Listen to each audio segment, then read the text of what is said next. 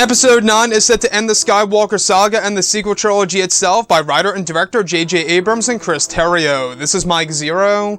If you guys are new to the channel, do make sure to subscribe to see future Star Wars content. Now, one thing that a lot of people are really looking forward to seeing in this movie is, of course, exactly how J.J. is going to handle the characters of Kylo Ren, Rey, and Luke Skywalker. However, one thing that a lot of people are very curious about is, of course, the first set of footage in the form of a teaser trailer for Episode 9. Now, these past couple of weeks or so, we've been learning a whole lot more about this film when it comes to some of the set leaks, the set designs, the concept art and storyboard descriptions, etc.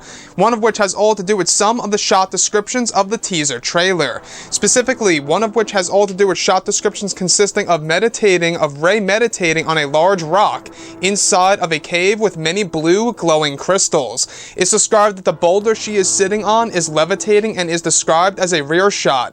The next goes over Kylo Ren running across a battlefield with an ignited lightsaber deflecting blaster fire. It's described that his cape is blowing through the wind and they are said to be quick glimpses of the new rocky world in Episode 9. Another goes over Carrie Russell's character in a starship firing missiles during one of the space battles. It's said that Carrie is in a purple suit of some kind. The last goes over a shot of both Leia and Rey looking at each other in an emotional way. It's described that Rey here appears as she did on Jakku in The Force Awakens with the same hairstyle. It's said that the music is very emotional and will shed many tears when people go ahead and see it.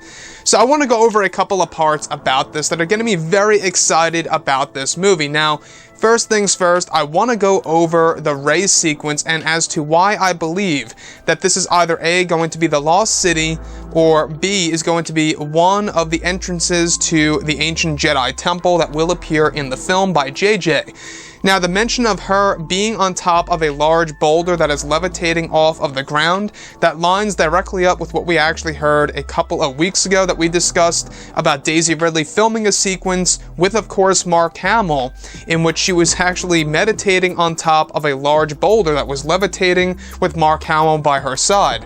Now, within the actual teaser itself, there's no indication of Mark Hamill as Luke Skywalker appearing in this sequence, but the environment itself sounds really fascinating and impressive, how it has a lot of glowing blue crystals surrounding Rey. It almost sounds like something that you would expect to see right out of the animated TV series, with, of course, the planet that has a lot of kyber crystals. I forgot the name. I believe it's called Illum.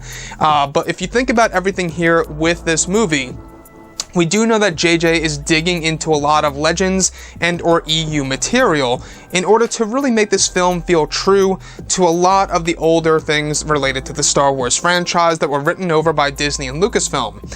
So the next thing that I do want to go over, which relates to the third act of the movie, is where Kylo Ren is running across a battlefield using an ignited crossguard lightsaber deflecting blaster fire from the distance.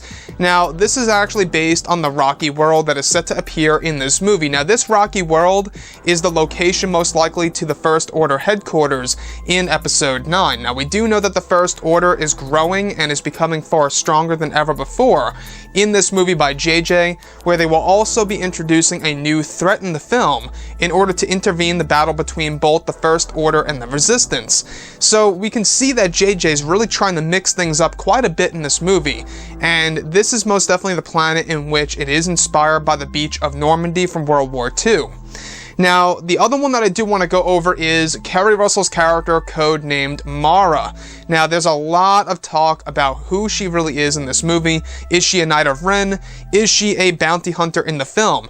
How she has a starship in this description is very interesting indeed, how she has her own starship during one of the major space battles, shooting missiles at something or somebody. It tells me, I think, that she's going to be a bounty hunter of some kind. Maybe the fact that she has her own ship, there's a great possibility that she will be in this movie. Being is because there are scenes between both Rey and Leia in this movie, and they actually had to use unused footage from The Force Awakens in order to make it match with the continuity. So new scenes were shot by Daisy, or for Daisy, in order to really match the hairstyle and the outfit in order to mesh it together with some of the old footage of Leia in Episode 9. So this movie really does have a lot going for it, and I'm really starting to wonder, guys, on whether or not this movie is going to be 3 hours long. You guys may have heard that Avengers Endgame is going to be a 3-hour long movie. It really does make one wonder if Disney and Lucasfilm are going to go that route for a Star Wars film that will conclude the Skywalker saga. Now, with everything that's being put into this film, with new characters, cameos, visions, etc., flashbacks, the whole 9 yards, I think that they really do need to embrace a 3-hour runtime for a Star Wars film, not just to make it a great big Star Wars movie, which it is going to be, but also in order to really make it feel lengthy and pretty much as a way to fulfill the Skywalker saga. Anyways, guys, drop a comment below. Let me know what you think about all of this in the comments. And if you guys did enjoy the content for today, do make sure to drop a thumbs up on this video to support the channel. I thank you all so very much for the kind support, and I'll catch you guys next time.